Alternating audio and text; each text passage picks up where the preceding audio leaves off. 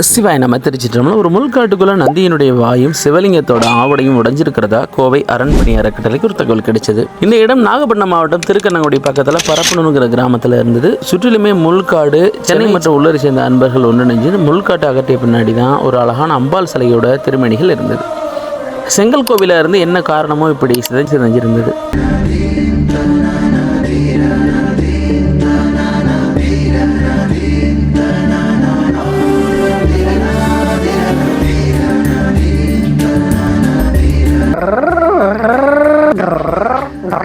உடனுக்குடனே பீடங்கள் கட்டி 20-11 அளவில் மேற்கூரை அமைச்சு ஆவுடை மற்றும் உடைந்த நிலையிருந்த நந்திக்கு பதிலாக புதிதாக ஆவுடை, நந்தி மற்றும் பலிபீடம் செய்யப்பட்டு வரவழைக்கப்பட்டு பீடங்களில் பிரதிஷ்டை செஞ்சோம்.